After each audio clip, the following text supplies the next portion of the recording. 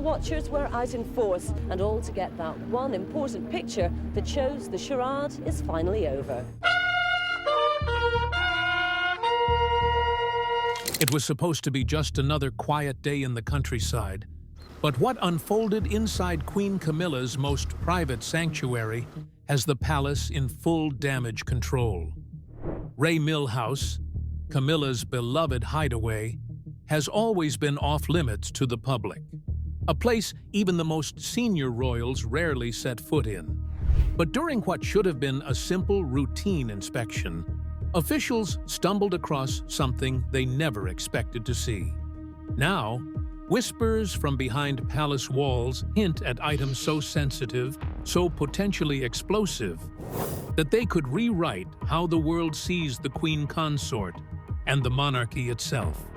The palace has gone silent, but silence only makes the rumors louder. So, what exactly was found in Queen Camilla's estate? Why is Buckingham Palace allegedly desperate to keep it from ever seeing daylight? And could this be the scandal that undoes decades of image repair? Let's break it all down. The discovery. It began like any other scheduled inspection. According to palace sources, the visit to Queen Camilla's Ray Mill House was routine, part of the quiet, behind-the-scenes upkeep that even private estates require. It's a day when we are reminded that worldwide, more often than not, by somebody in their lifetime. The inspection was carried out by a handful of trusted staff, a discreet team of specialists, and no cameras in sight. But within hours, the tone inside the estate allegedly shifted. What first appeared to be a few odd details, small inconsistencies in the property's inventory, a misplaced item here, a locked drawer there, soon began to feel less like quirks and more like clues. Clues that led the inspection team deeper into the queen consort's most personal space. Then came the find. Insiders refused to confirm exactly what it was, but the language being used behind closed doors is grave. We're talking about the kind of discovery that, if it ever reached the public, could reignite old scandals, spawn new ones, and cast long shadows over the monarchy's carefully curated image. Within hours, the alleged items were quietly removed from the property. Sources claim they were transferred to a secure, undisclosed location under the watch of individuals who report directly to the highest level of the royal household. And then came the silence. No official statement, no casual reassurance, just nothing. And as anyone who follows the royals knows, silence is never just silence. It's a strategy, a signal that what's been found may not just be embarrassing, it could be dangerous. Adding to the tension, Ray Mill House is Camilla's personal property, not owned by the crown, not subject to the same public disclosures as royal estates. That means whatever was discovered falls into a murky gray area of ownership, control, and, most importantly, who has the right to reveal it. Now the whispers have started, and in a monarchy where every rumor travels faster than the truth, whispers quickly become headlines. You and your brother asked your dad not to marry Camilla. Why? With his person, surely that's enough. Ray Mill House, more than just a home.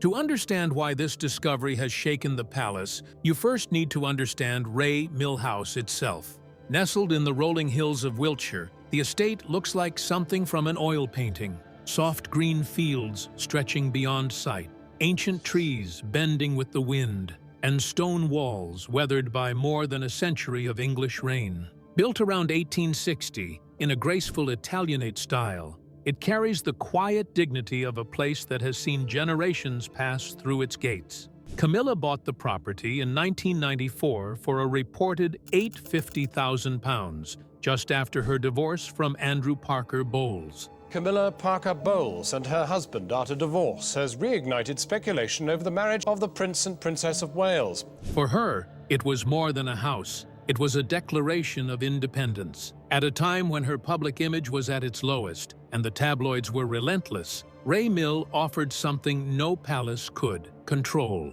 Here, she could choose who entered, what was seen, and what was hidden. Even after marrying King Charles, and stepping fully into royal life, she never let go of it. How are you feeling, ma'am? I'm just coming down to earth. While Charles has Highgrove, Clarence House, and the grandeur of Buckingham Palace, Camilla's connection to Ray Mill has always been fiercely personal. This is the place she retreated to in the painful days after Queen Elizabeth's death. Buckingham Palace has announced the death of Queen Elizabeth II, the longest reigning monarch in British history. It's where she celebrated her 75th birthday, photographed by Kate Middleton in images that presented her not as a queen in full regalia, but as a woman surrounded by the comforts of home. The estate itself is no royal showpiece. It's a living, breathing extension of Camilla's private world.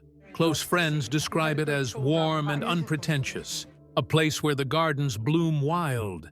The kitchen smells faintly of baking bread, and the sound of horses from the stables carries on the wind. It is, in every sense, her sanctuary, which is precisely why what was found here is sending shockwaves far beyond its stone walls. Why this discovery hits different. In the long history of royal drama, few scandals have left as deep a scar as the 1993 phone tap incident the tabloids gleefully dubbed Tampongate. For those who remember, it was the moment an intimate late-night conversation between Prince Charles and Camilla was leaked to the world, unfiltered, unscripted, and painfully personal. The public humiliation was immediate, and for years afterward, Camilla was cast as the villain in the tragic fairy tale of Charles and Diana. So there was an unbelievable bank of photographers who got the picture of Charles and Camilla together, so that was the beginning.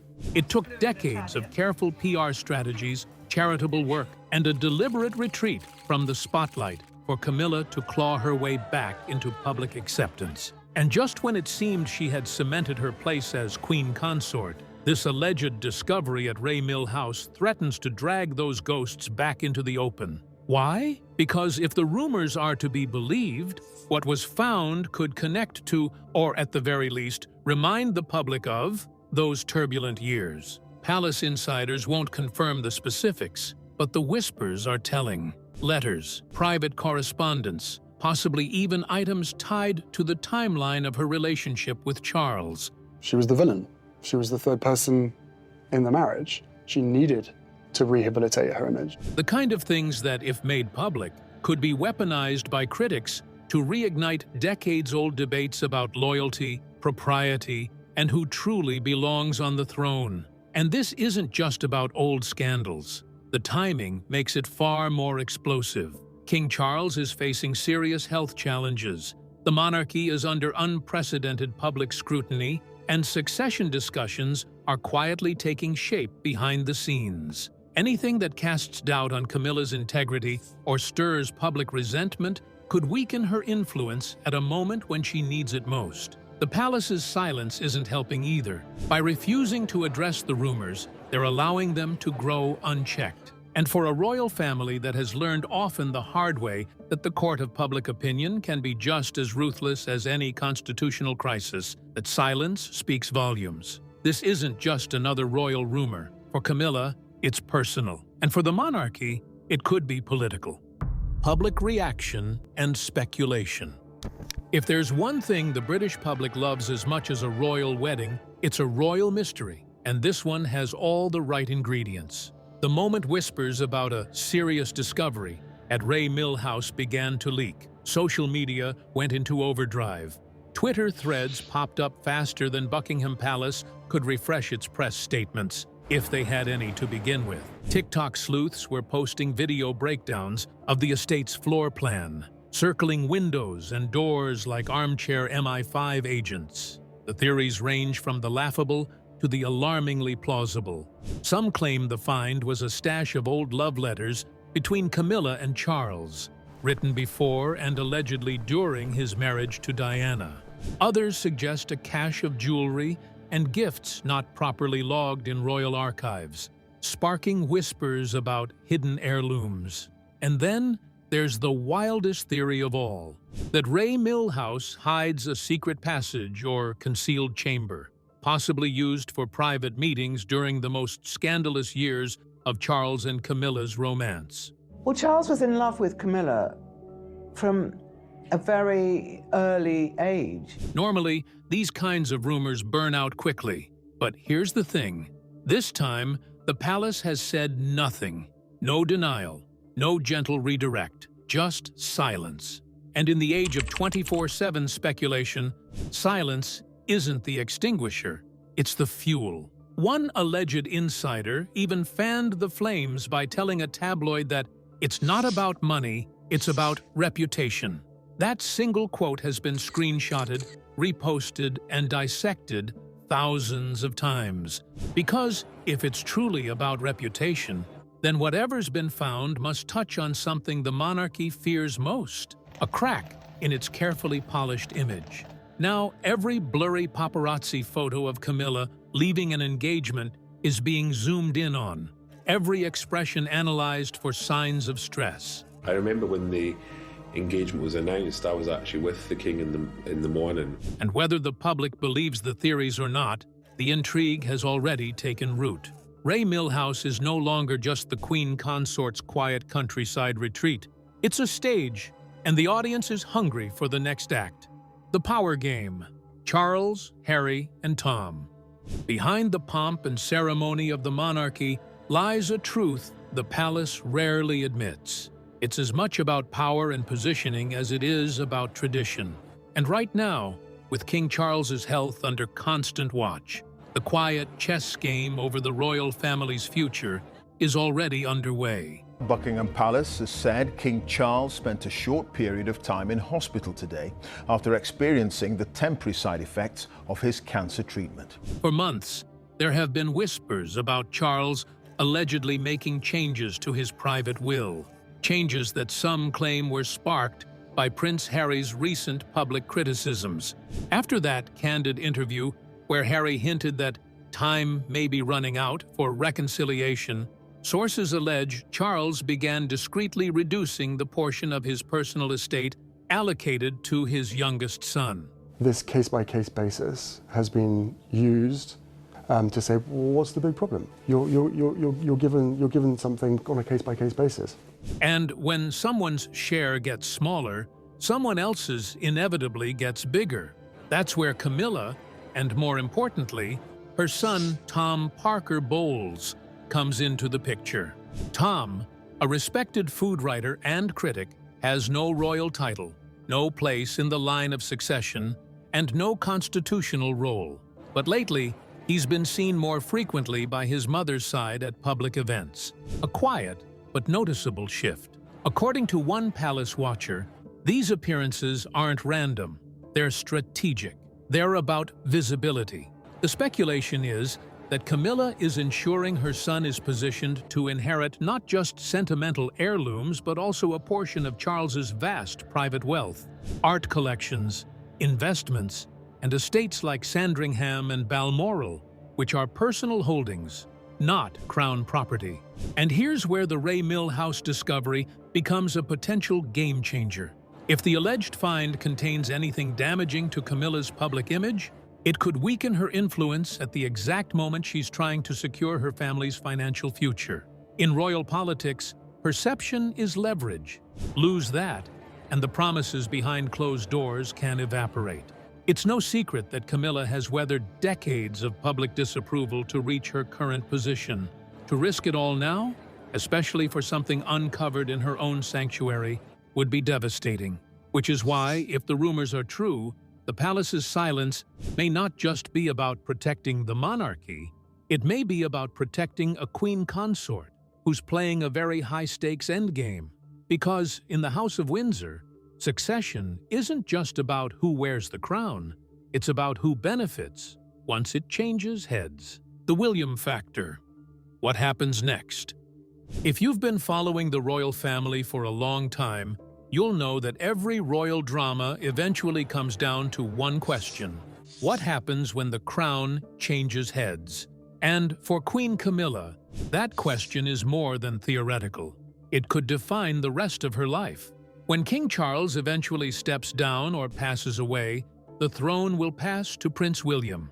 In theory, Camilla would retain the title of Queen Consort, much like the Queen Mother after King George VI's death.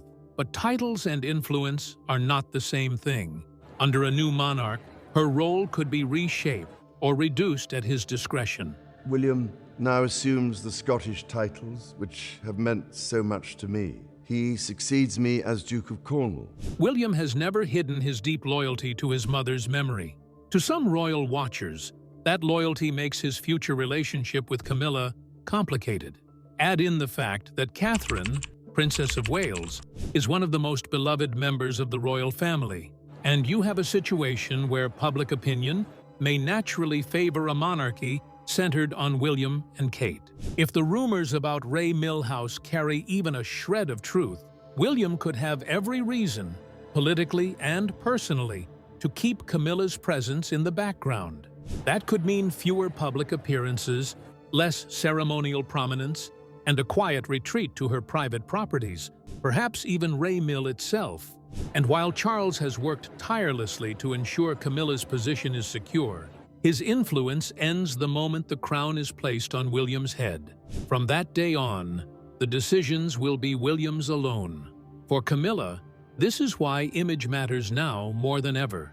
The estate she's fought to keep as her sanctuary may hold the very thing that determines whether she continues as a visible figure in the monarchy or fades into a life of polite obscurity.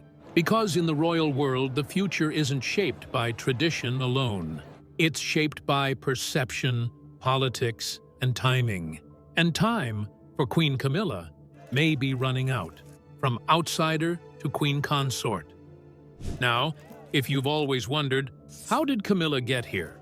How did she go from being a fling to becoming Queen Consort? Well, you're not alone. So let's break it down briefly. Once known as the other woman, Camilla is now the queen, kinda. The new king's darling wife has become the Queen Consort. Long before she was Queen Consort, Camilla was simply Camilla Shand, a young woman moving through Britain's elite social circles in the early 70s. That's when fate and a mutual friend introduced her to a young Prince Charles. There were no fanfares, no grand entrances, just two people who clicked instantly. They shared humor, love of the outdoors, and an ease with each other that those around them noticed immediately. But royal duty has a way of interrupting even the strongest connections. In 1973, Charles left for naval service, and their romance stalled. Some say he didn't ask her to wait. Others claim the royal family steered him away, favoring a more suitable match. Whatever the truth, Camilla moved on, marrying Andrew Parker Bowles. I think Charles was very, very hurt when Camilla and Andrew got married. While Charles carried on with his royal obligations. Their story might have ended there, except it didn't. In the early 1980s, after the tragic assassination of Lord Mountbatten, Charles turned to Camilla for comfort. Their connection reignited, quietly at first, but soon it became one of the most talked about open secrets in British society. Prince of Wales and Camilla Parker Bowles seen together in public quite clearly, coming down the steps of the Ritz. And then came Tampongate in '93. A private phone call between the two was leaked, and suddenly, Camilla wasn't just a woman in love. She was the other woman in a royal marriage. Overnight, she became one of the most vilified figures in the country. The press painted her as the villain. Diana became the wronged princess, and public opinion was merciless. Most people would have disappeared from public life altogether, but Camilla didn't. She kept her head down, avoided interviews, and slowly rebuilt her life. With the help of royal PR mastermind Mark Boland, she was reintroduced to the public, first quietly at events, then more openly as Charles's companion. By the time they married in 2005, Camilla had transformed from public enemy to a working royal.